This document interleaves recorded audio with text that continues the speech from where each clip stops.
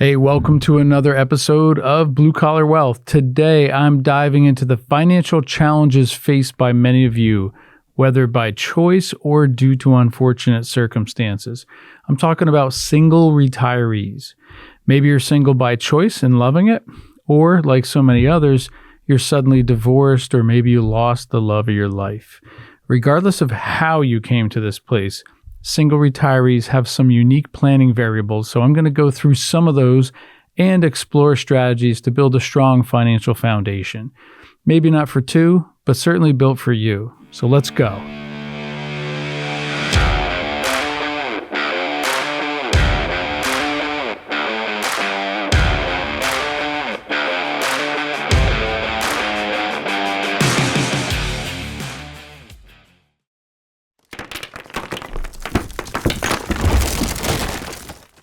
So I mentioned the challenges that you maybe are facing as a single retiree, right?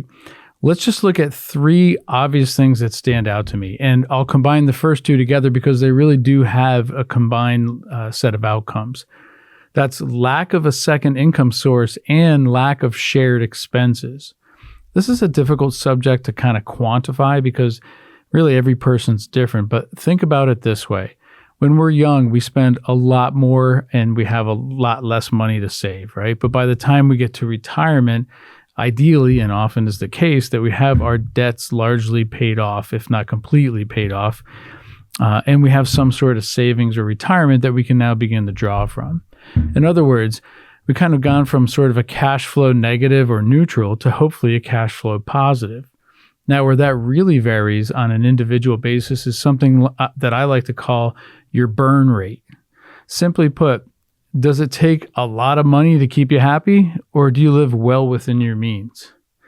So look at it this way. If you have your own income sources, plus you live within your means, and you don't spend a stupid amount of money every year, that means you have some nice wiggle room, right? And if you have a spouse who kind of fits that same mold or description, and means they have wiggle room too, and then that's an advantage. That's like a double wiggle room. Plus, you're both probably splitting some expenses, right? So you're both helping to pay for the house, the utilities, the insurance. But if you're doing all this on your own, well, then you're also paying for it on your own, right? The whole thing. And that can really cut down on your wiggle room and reduce your flexibility and likely shrinks your options down as well. Now that is a challenge. So the other really big challenge is loneliness and the emotional aspects of riding solo. Now, I'm not a relationship expert, but I do have a lot of experience with many clients between both myself and my other team members. And I can tell you that a lot of what we do is an informal type of counseling. And we see the entire spectrum of emotions in different situations. And it usually boils down to whether or not they chose their own path or whether it was chosen for them. Very rarely does being a single retiree mean a life of isolation. I mean, it can end up that way, but that's usually not by choice, and it's definitely not recommended by me. We see a lot of folks who are single at this time of their life fill up their lives with other things, other family members, a robust network of friends, volunteer work, religion, travel, hobbies, you name it. And I have to be upfront with you and tell you that I'm not an expert on this, but it does seem that those who chose this path walk into these things with excitement and enthusiasm, and they can't wait to wake up tomorrow morning and try that next thing on their list. Now, the other end of that spectrum is someone who did not choose that path. They wish they could wake up tomorrow next to the same person that they were waking up to last year and doing the same things together, but life has dealt them a different set of circumstances. The reality is that they need to move on and be more open to those kind of things I just mentioned, but it's usually not that easy. And some people really struggle with it. This is not the podcast if you're struggling with your own path, but I can promise you this.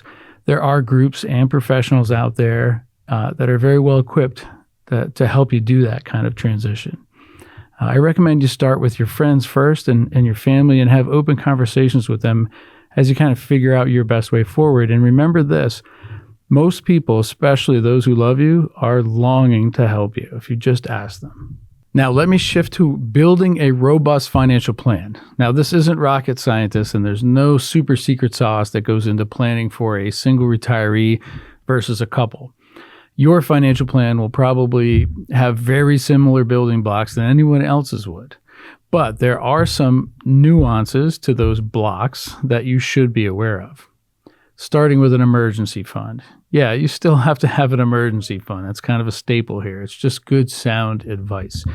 We always recommend like 3 to 6 months worth of your expenses. So keep it in cash or very liquid and basically very accessible for you, right? A short-term CD, money market, savings, checking, those kinds of things. Any combination should work for you.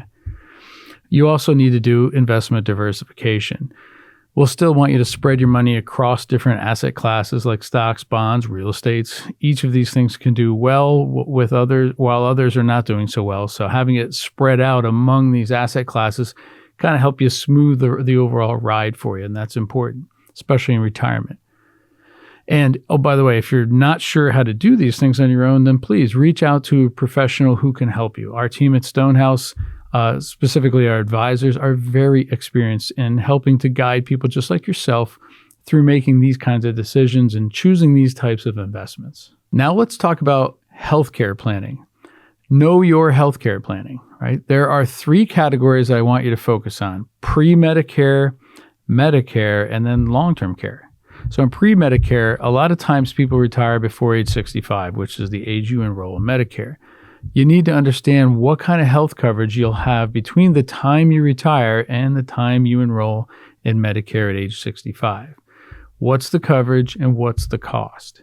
Then I want you to focus on Medicare. So a lot of people think that Medicare is just this big nebulous thing that you sign up for and one size fits all. I can assure you that it is not that. We often refer our clients out to Medicare advisors, people who specialize in walking you through the benefits and the pitfalls within the Medicare system. Now, there are many choices and options for you to consider, so having a Medicare advisor can really help you sort through the noise to find your best solution. And in most cases, it won't cost you any additional money to hear their advice. Lastly, some of you may want to consider what's called long-term care options, right? This is it's a very interesting topic, especially for a single retiree. While life insurance has been typically known as protecting against dying too early, long-term care insurance is considered protection against living too long. So what is that protection exactly? Well, if at some point down the road you need to go to a long-term care facility, a long-term care policy may help to cover the incredibly high costs that are usually associated with that type of care, especially if you're in a facility like that for a long period of time.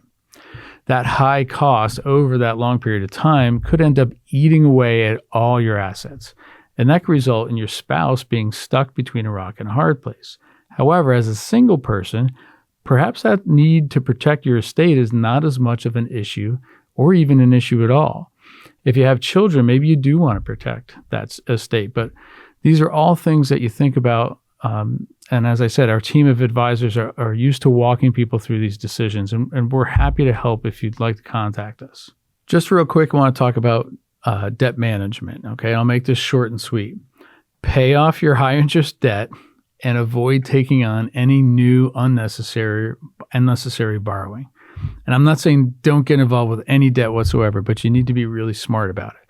Especially when you're getting into retirement years, people tend to view their debt load as this giant weight sitting on their back that could suddenly crush them at any time. And if they showed a sign of weakness, so be careful what you put on your back. And also remember that for every dollar you don't spend is one less dollar that you need to earn.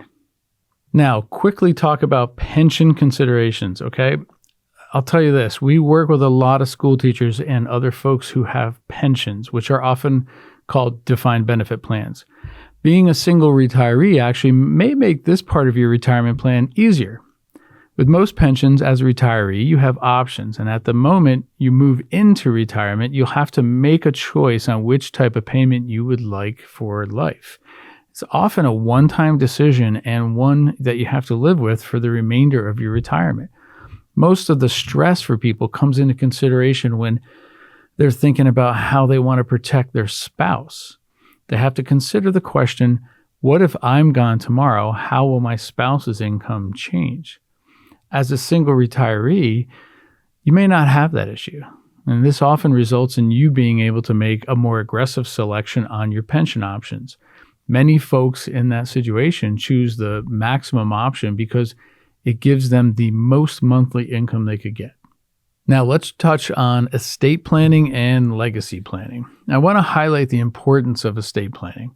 Some people believe that a single person has an easier time when it comes to estate planning, and I'm here to tell you that that's not necessarily the truth at all. Estate planning is all about what happens to your stuff after you're gone. Why would that be any different if you were married versus single, right? I get that what you do with it might be different, where you put it and who you leave it to, but the concept is still the same. You need to decide what to do with your assets. You should still create a will and powers of attorney for things like your financial care and your health care matters. You need to give some serious thought to where you would like your assets to go. Other family members, nieces, nephews, friends, charities. This is all part of estate planning. So in summary, if you're running solo right now, just like anything else in life, there's pros and cons, right? Hopefully this helped you see both sides of that coin. You know, sometimes the phrases I use make sense, but not necessarily back to back like that. But anyway, make sure you pay attention to your details, and hopefully we'll catch you on the next episode.